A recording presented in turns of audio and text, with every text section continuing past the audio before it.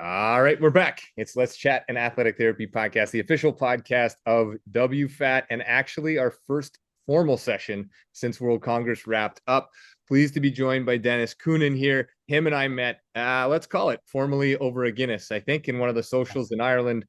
He's currently working for Children's Hospital Colorado as the manager of the Sports Medicine Center. Dennis, appreciate you carving in some time waiting on me here on this end. Really appreciate seeing you again in the chat we had there. So, you're in Colorado, you're at a sports medicine center. Give us a rundown, give our audience a rundown on what you're doing and where and how you're doing it. Absolutely. Thanks, James. Yeah, that Guinness was delicious, more delicious than any Guinness I've ever had anywhere else in the world. So, um, yeah, thanks for having me. Yeah, I work at the Children's Hospital Colorado, which is headquartered in Aurora, Colorado, but the Denver area. I currently oversee the Sports Medicine Center and a team of almost 80 athletic trainers. We have athletic trainers in various settings, everything from supporting our providers in clinic, both our primary care team plus our sports surgeons. They also go into the OR with our surgeons as their first assist, so they're prepping grafts and all of that. And then we have a team that does our high schools that are embedded with high schools in the area. We have about 27 high schools that we've partnered with, and then the rest are club athletic trainers. So they work directly with club sports out in the community. Most of them are fully embedded with those clubs, so they're every day for practices and games and all of that sort of thing. And we have a handful of PRNs as well.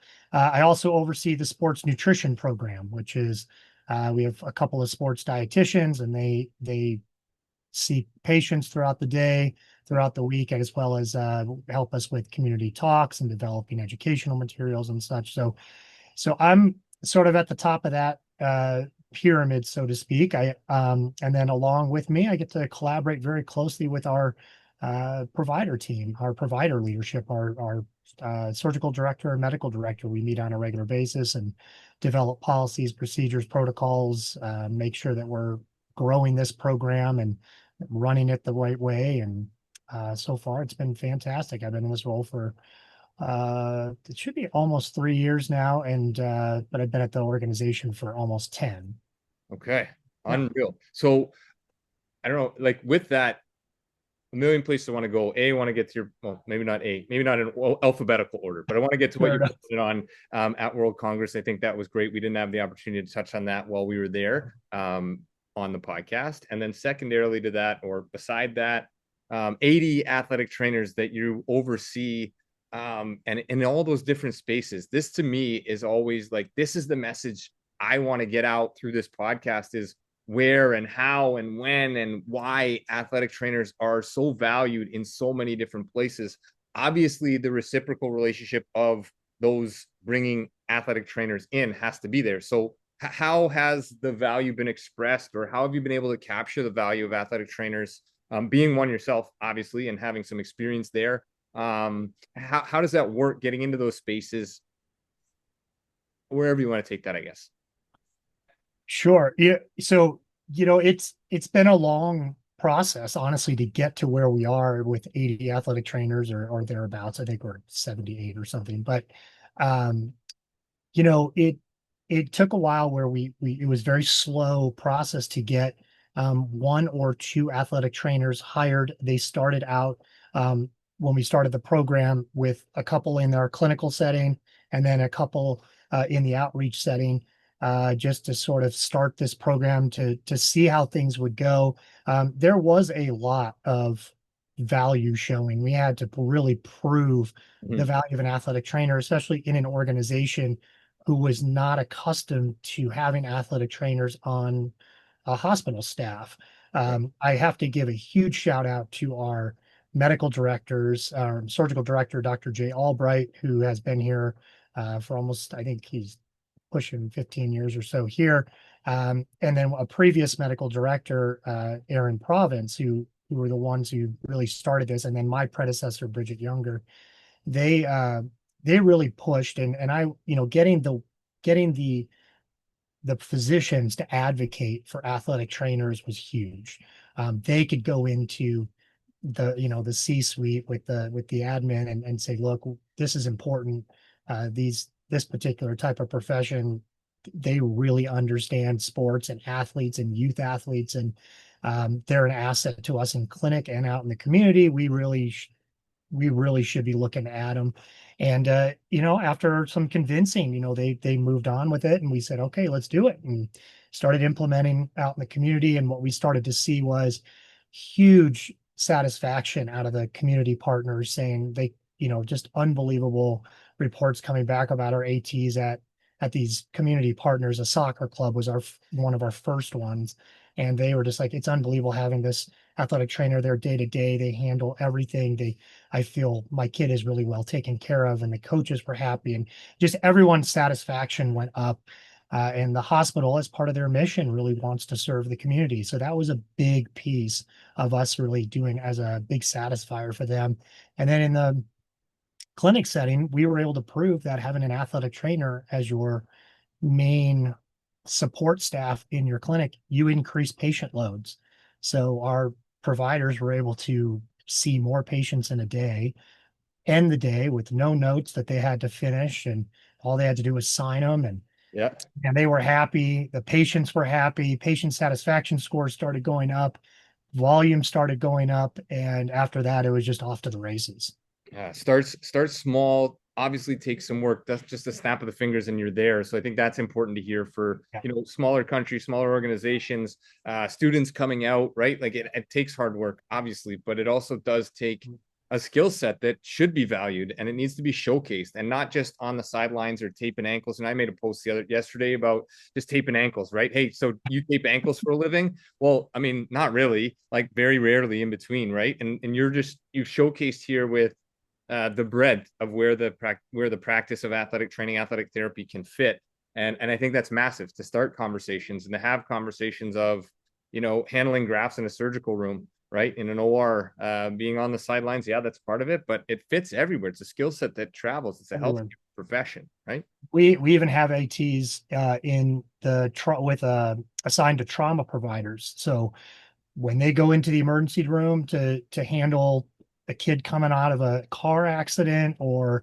a catastrophic injury, the AT is right there by their side as they go in, and they help with reductions and all sorts of different things in the trauma room as well. So I mean, it's we've been able to really expand what an AT is able to do within this hospital, and really showcase the talents. Yeah, outstanding. Congratulations on that, man. That's a big task, obviously, overseeing that and being a part of it and watching it grow, and being right there hands on. That's massive. And it's massive for, for our listenership that's out there to hear these kinds of things. So appreciate that, for sure.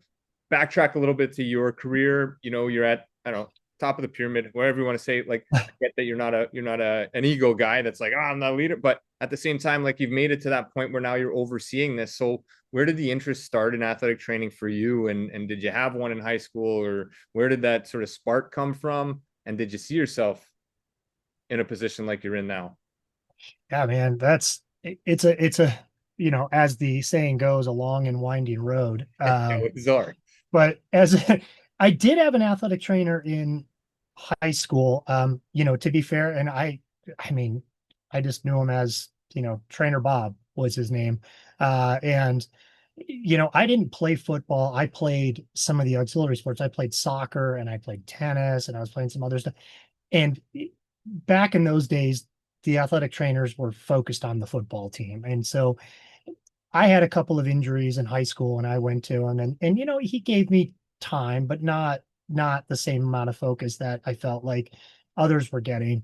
And I didn't really understand. I just, it was my shoulder hurt. So I'd go in and he'd give me some exercises, and then, that was that. And then I usually ended up just going to a doctor or, something like that. But we did have one, and I started to think like, man, like that's kind of I didn't even realize that was a job. Like you Right. could just do that. And I at first I thought he was just volunteering his time. Like, oh, he's just a guy that likes to be around sports, and just happened to know how to tape some things. And but then I got to college, and I really didn't know what I wanted to do. I went to Iowa State University. I had no idea where I wanted to go with my career. Thought psychology, maybe biology. I didn't know. And then about midway through my sophomore year, my advisor was like, dude, you got to pick something. like, you got to pick a major. And I was like, well, I really don't know what I want to do. And they asked me the simple questions. What do you like to do? And I'm like, well, I like sports. I like medical stuff. And, kind of that. And she was like, you need to be an athletic trainer. And I was like, what the hell is that? Yeah. And then I realized that, oh, I know what that is. Those are, I've watched all these sports. That's those guys that run out on the field and when somebody's hurt.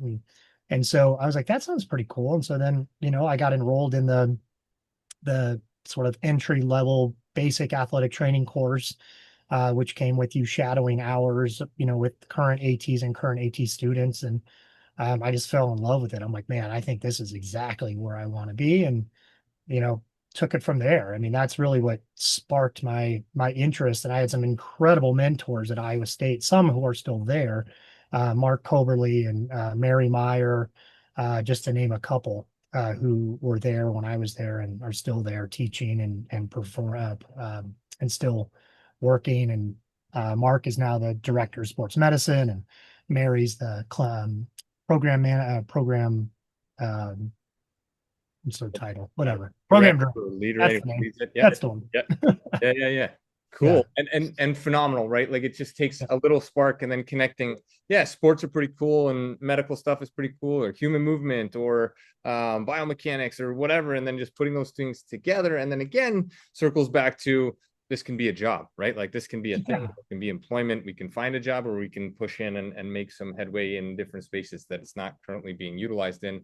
Again, a brilliant capture. I love hearing people's stories of how they found it, and then the evolution kind of as you get to where you are now, which is, I don't think any of us see it, when we're starting out, that's the job, or you think you're going to go one direction and you end up another way, but somehow you end up, still in this profession. And at least for myself, I left reinvigorated from WFAT, where not, I'm not going to say I'm at a roadblock, but in my career is kind of like, okay, what else can we do? What else is out there? Am I doing everything that I can be doing? And then you go to this and you see I can't even capture with words, but like breadth is the only word that I can come up with. It's not a big enough word of like where and how much this profession is doing across the Yeah. globe in different settings, which again, you've touched on it, where you are in Colorado. And again, joined by Dennis Coonan. Dennis, I'll throw it just as we go on my tangent to World Congress. You presented on a topic of interest, obviously. Talk a little bit about where the interest arose and what that topic was at WFAT and World Congress, and then we'll spin it off of that. Yeah, sure. I, did a workshop with my colleague Matt Brewer, and we did a talk on essentially risky biomechanics for upper extremity sports. And we just focused mainly on a couple of different areas of the body where you can quickly identify poor mechanics that can lead to upper extremity injuries in various sports, but it's really adaptable to just about any sport if you utilize it. That interest honestly came for a few years ago. I mean, I've always been interested in sort of the biomechanics and sort of like, why do injuries occur? Why Right. does this person get hurt doing the exact same motion that this person did? This one blows an ACL, this one nothing. And I've always thought that's been fascinating to me. A few years back, my colleague Matt and I, we started digging into youth baseball. Is really where we really dug really deep into it, because we started, our providers actually were mentioning to us, man, we're seeing a huge spike in injuries, like elbow and shoulder injuries in these kids. And one of our doctors was like, man, I'd love to start a baseball clinic, or like a sort of a specialty clinic. And but from that, Matt and I decided we really wanted to dig in and maybe do some research on what is causing this, and are there some risky pitching mechanics, specifically pitching, that might be the root cause. I mean, coaching has changed over the years. There's been more emphasis on velocity versus like biomechanical form. And so, we started looking at it, and we started to identify 4 or 5 different really important pieces of the pitching motion, that if you're going to make that change, you got to make it when they're 10, 11 years old. You That's can't it. make it when they're 18 years old Right. and they're throwing 97. I mean, they're not going to change their mechanics. Right. Um, So, so anyway, so that's really what it started. And we have a great biomechanics lab here at Children's Hospital, and we were able to get in there and mess around with some things and do some data capture. And from there, we presented on it at several conferences around the country, and just sort of adapted it to what we felt like was important for those conferences. And then when WFAT came about, we submitted a talk similar to about baseball, and they asked, "Hey, do you think you could adapt that to something more broad?" Because baseball is just not really that big of a sport worldwide. It is in some pockets of the world, and I said, "Yeah, let's do it." And so that's what we did. We adapted it to be a more generalized talk and workshop, and I think it went over pretty well. Yeah, no, absolutely received very well. And I think this is where our conversation started, over a Guinness or under a Guinness, depending on how you look at it. But The bottom of a Guinness. yeah, but fascinating, on my end is the why and the biomechanics of how we get hurt or don't get hurt, or like you talked on, but also the like really fascinating on how far biomechanics and the adaptation of human movement has come as a science to generate velocity, right? How am I going to torque this? How am I going to load this? How am I going to tilt this? How am I going to rotate that in order to generate the most velocity? There's no happy medium. You know what I mean? There's not like you can't be perfectly sound mechanics. You and I could throw the same way, and my UCL might go, and yours might not. Absolutely Which is, correct. And you might throw 95 and I might throw 85 in the exact same mechanics. And there's right, like a lot of intrinsic stuff that goes on that, right. Which you know, which I think keeps the mill churning in terms of interest level as a practitioner, right? For your end, for my end, for your research. And I think this is exactly probably where it started. But youth sport, you talk to coaches, and sometimes it's parents, and sometimes it's players or former players that have played it in the past. And you can walk in a room with those youth athletes like you talk 10, 11, 12. It's like they don't need sport specific training. They need individual specific training within the parameters of the sport. And I yeah, think movement training is what is should be or could be heightened, right? In terms of if I ask a room full of coaches of U11, U12, U14, whatever sport it is, what is the greatest force producer or component of movement in throwing a baseball, for example? I get a lot of different responses when I ask that question, and typically none of them are the thing that matters the most, so that ground force and you generating got it. from the ground. Absolutely. Yeah. The whole transfer of force. I mean, the power is generated in the legs, right? And if you can't efficiently transfer that to the arm, then there's a breakdown there. You're going to try to generate power from somewhere else. The arm should be a whip. I mean, in Yeah, baseball, I mean, it should be a whip. I mean, it should be just the end of the full kinetic chain. And the people who have dysfunction in that chain, um, they try to generate the power by increasing arm speed using muscle versus right. just letting it whip, Yeah. and that's causes a lot of problems for especially youth pitchers. Yeah, and a fascinating sort of example through the latest, baseball MLB playoffs, and what each one of those pitchers look drastically different. You get the Jays rookies, 22, throws right over the top. Yeah, The guy from Japan who can bend himself in half and throw at right. 97 seemingly effortlessly, right? And it's just it's such a brilliant sport. I love the sport, love studying the sport. I think that's a biomechanical analysis of just like if you want to geek out, dive into the throwing Oh, motion of a pitcher for sure. complicated. I mean, everybody's a little different. Yeah, I agree with you, man. It is so complicated. And I tell people this too, is that motion, the pitching motion is one of the fastest, if not the fastest recorded human movement. That's right. It's faster than the blink of an eye. And so, that's what's so fascinating is that that arm whip is so quick. I mean, if you're a hitter and you blink Yeah. as the ball is about to be released, you're going to miss it. You're Yeah. going to, Yeah, it ties in really nicely. 6 to 8,000 degrees per second of rotation in the shoulder, right? 50 Newton meters of force to a ligament in the elbow at maximum external rotation that can only tolerate somewhere between 25 and 30 Newton meters of force, I think, right. in cadaveric studies. So you're working uphill to begin with. For our listeners out there, go check out some of our previous. We did a 3-part series on Tommy John with Mike Frostad, Oh, who's currently awesome. yeah, he's currently the director of player health or sport medicine with the Los Angeles Angels of Anaheim. We had a former major league pitcher on to talk about his surgery and then a sport chiropractor here in Canada talking about the biomechanics. It's a 3-part series. You can flip back through the sessions and check that out. It's a nice little segue. But Dennis Coonan, kind enough to join us today, all the way from Colorado in Mountain Time. Get the beautiful background work in there. Yeah. Spin around, look out the window. Maybe it's a forced background, but hey, Yeah, I wish that was where I was looking yeah. at right now. That's about 3 minutes from my house, so it's There you go. not far. Yeah. There you go. No, that's awesome.